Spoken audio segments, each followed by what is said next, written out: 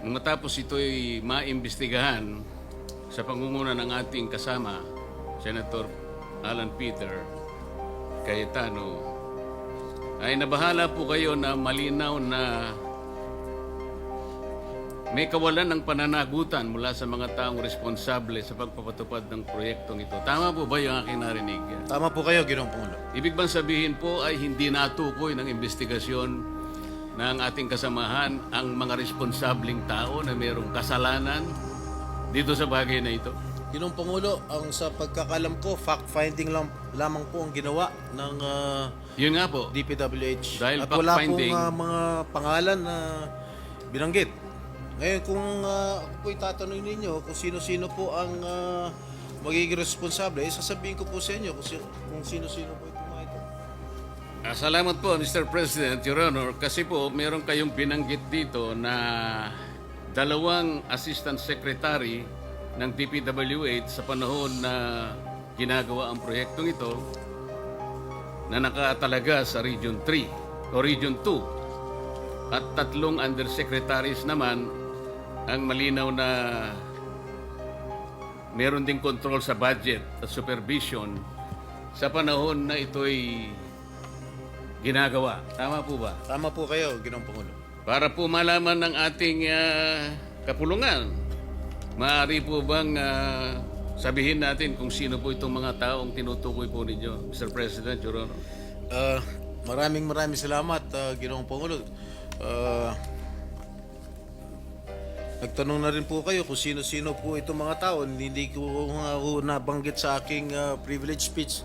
Subalit nagtanong po kayo, mapipilitan ko pong ibulgar kung sino-sino po itong mga taong responsable sa pagbagsak nitong sa pag-collapse nitong tulay sa Cambagan, Santa Maria. Unang-una, si Assistant Secretary for Regional Operations in Luzon, Loretta Malaluan.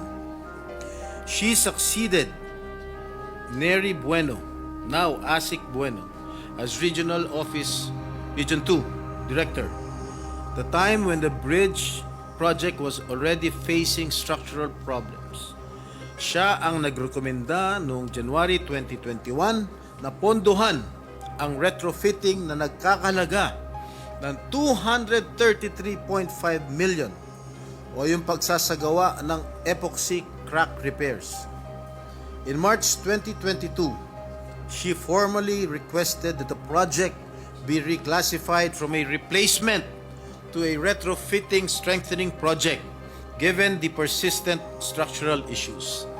Pangalawa po, Ginoong Pangulo, Assistant Secretary for Regional Operations in Visayas and Mindanao, Neri D. Bueno. Siya po, as then Regional Office 2 Director, Engineer Bueno was involved in the implementation of Phase 1 and Phase 2 of this project. In 2018, then Project Engineer Felipe Lingan began reporting early signs of possible bridge failure. Noong pa lang 2018, nakitaan na nitong si Mr. Lingan na medyo malapit na magkolapso o may failure, early signs of bridge failure. These warnings were either not acted upon or were not sufficiently addressed under Bueno's leadership, which became a notable concern in later investigations. Ginoong Pangulo, yung tatlo pong nabanggit kong undersecretaries, napapangalanan ko rin ngayon, ito po hanggang ngayon ay nanunungkulan pa rin bilang undersecretary ng DPWH. Unang-una, Undersecretary for Regional Operations in Luzon, Ginoong Eugenio Pipo Jr., siya po ang nangasiwa ng construction ng tulay nang sinimula ng pagpapagawa nito noong 2014 bilang NOI Assistant Secretary for Operations.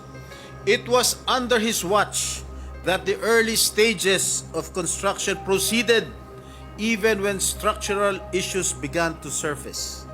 And in June 2018, the DPWH engineers identified critical defects after the concrete slab was poured at span 8. Masyado na technical to. Among the most alarming were sheared bolts and shifting columns, clear indicators of serious design and construction flaws. Yet, despite these warnings, construction continued with no decisive intervention from People's Office. His failure to halt the project or escalate the issue for re-evaluation allowed the risks to persist unaddressed. Pangalawang Undersecretary for Regional Operations in Visayas and Mindanao, Ginoong Ador G. Canlas. Siya po ay Assistant Secretary for Regional Operations in the Cordillera, Regions 1, 2, 9 at 13 noong taong 2022. Retrofitting began in 2023 with 285 million allocated for structural strengthening. The engineering designs were completed and submitted, and multiple iterations of the as-staked plans were prepared by DPWH Region 2. And during this phase, Undersecretary for Technical Services Ador Canlas became directly involved. He approved key engineering plans on December 19, 2023, and later a revised retrofitting plan on May 22, 2024. These approvals were crucial in authorizing the construction activities intended to stabilize the bridge. And lastly, Mr. President, Undersecretary for Planning Service and Public-Private Partnership Service, Maria Catalina Cabral. Ang kanyang opisina ang nag-aproba para pondohan ang isinagawang kontrobersyal na retrofitting ng tulay na dapat ang kontraktor ang gumastos dahil nasa ilalim ng warranty period. Dahil dito, gumastos pa ang ating gobyerno ng karagdagan na 400 million pesos. Ang halagang ito ay 50% ng original contract price ng tulay, Ginoong Pangulo. Yun lang po, Ginoong Pangulo. Mr. President, 3 undersecretaries, ibig bang sabihin ito, may basbas ito sa kanilang secretary, Mr. President? Well, that sa aking palagay, command responsibility po yan. Hindi naman po kikilos itong mga undersecretary kung wala hong basbas ang namumuno. Sinabi po niyo rito, Mr. President, Your Honor, na ang mga taong binanggit ninyo ay nabigyan pa ng karagdagang trabaho. Ano pong mga karagdagang trabaho ang naibigay pa, Mr. President, Your Honor?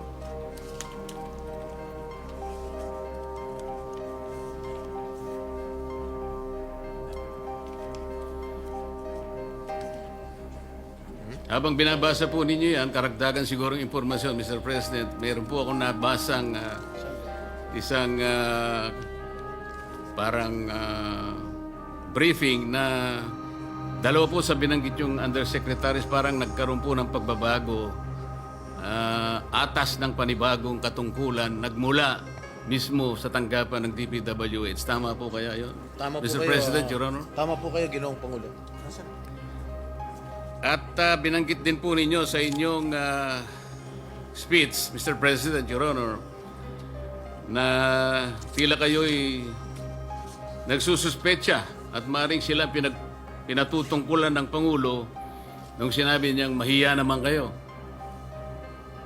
Ano po ang pinagbabatayan niyo rito? Malamang itong sinasabi ng ating Pangulo na pinatutungkulan ng ating Pangulo na mahiya naman kayo. Palagay ko, ito po yung mga opisyalis ng DPWH na kasangkot o kasabwat sa pagpapatayo nitong collapsed bridge na ito sa Isabela. Siguro po ang mas tamang isipin natin, ilan lang siguro sila sa pinatamaan ng Pangulo. Kasi nung sabihin ng Pangulo po ito, Mr. President, nakaharap po siya sa Kongreso eh. Napakarami pong kontraktor doon eh. Kayo po nakakaalam nun dahil kayo po nanggaling sa House of Hindi Representatives. po, tinatanong ko po kayo kung kayo isang ayon na maaring mas marami ang pinatutungkulan ng Pangulo. At hindi lamang po bagsakan ng tulay ang pinag-uusapan doon. Mr. President, Hindi Your po Honor. ako makakasagot niyan sapagkat hindi po Bakit ako naman po hindi kayo makakasagot? hindi po ako Napakasimple lang nanggaling po ng tanong ko sa inyo. sa House of Representatives. Kayo po ang nanggaling sa House of Representatives. Malamang kayo po nakakaalam kung marami po ang pinatutungkulan ng ating Pangulo, Ginoong Pangulo. Talagang marami, ako po sinasabi ko sa inyo, marami pong kontraktor doon. Ang tanong ko lang kung kayo sumasang-ayon sa aking pananaw. Ay yes, sumasang-ayon po ako sa inyong pananaw. Ayun. Kung kayo po ay naniniwala, maniniwala rin po ako. Mr. President, Your Honor, di ba pangkaraniwan pagka meron po tayong itinatayong isang infrastructure, lalong-lalo na po yung mga vertical infrastructure, malimit po nating nakikita, nakatabi po yung meron pong parang banner yung, ano tawag doon? Yung COA. Merong billboard po ang COA. Billboard. Na kung saan nakalagay yung ilang mga detalye, pangalan ng proyekto, Minsan po pangalan po ng politiko nandun. yung halaga ng proyekto, yung description hanggang saan, di ba? Yung contractor kung sino yon.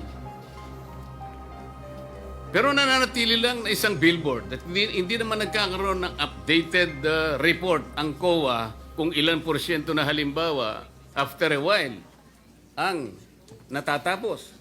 Nananatili lang isang billboard na akala mo nagbabantay sa project. Tama po kayo. Kaya ko po tinatanong ito, Mr. President, nangyari po ito sa Misamis Occidental. Nagtayo ng isang irregular na proyekto. Sa pondong-pondo pa lang, Mr. President, saan ka nakakita ng isang housing project ang pondo manggagaling sa DPWH? So, nung tanungin ko po yung auditor, sapagkat sila naman dapat nakabantay sa lahat ng proyekto, alam mo ba ako ito na nanggaling sa... Hindi po. Alam mo pa rin ba ako na yung titulo na pinagtayuan ng project na yan ay hindi pag-aari ng syudad? Hindi rin po. Wala ba kayo akong pakialam? Dahil kayo po ang security guard ng pera ng gobyerno. Nakikialam po. Kailan po kayo makikialam? Pagka po tapos na ang project. Akala ko baka ako ang COA ay merong preventive measures, action. Ibig mo sabihin ka ako pag natapos ang project, natapos na po talaga ang project, ngunit ang titulo po ay pag-aari ng mga pribadong mga mamamayan. Nang tanungin ko po siya, sino ang may-ari ng project? Wala pong maisagot. Ngayon po, itong ang inyong privilege speech, Mr. President, Your Honor, ay salamin lamang ng isang napakalaking anomalya na nagaganap sa ating bansa.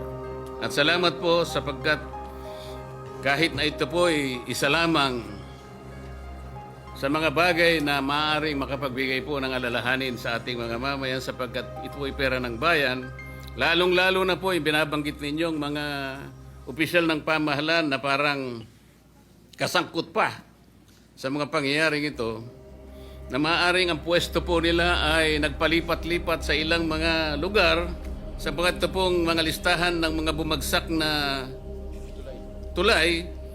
Kung makikita po nyo yung tatlo sa binanggit nyo sa Luzon po Sa Makatwid po, ulit-ulit po ito. Parang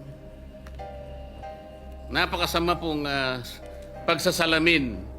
Kagaya po ng ginawa ninyo, sabi nyo, ito pa naman ay isang symbol of strength and connectivity. Parang nasira po yung simbolo na yun, Mr. President, Your Honor. Ano po ang iniisip po ninyong gawin, Mr. President, Your Honor?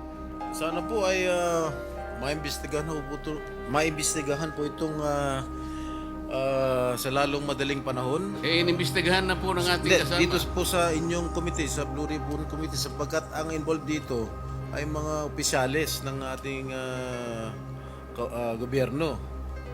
Lalong-lalo po of course, sa DPWH. At masagot ko lang po yung inyong katanungan kanina dun sa mga undersecretaries na nabigyan pa ng karagdagang trabaho. Kung kumari lang po, Ginoong Pangulo. Base sa mga department orders namin nakuha, na-promote pa ho si Engineer Loretta Maluan from Regional Director in Regional Office 2 to Assistant Secretary for Regional Operations in Luzon. Si Nery Bueno po ay dating Regional Director din sa Region 2 at na-promote bilang Assistant Secretary for Regional Operations in Visayas and Mindanao. At si Eugenio P. po ay dating ASEC lamang bago naging Undersecretary. Ganon din po si Yusek Ador Canlas. Salamat po sa impormasyon, Mr. President, Your Honor. Meron po kayong binanggit na retrofitting.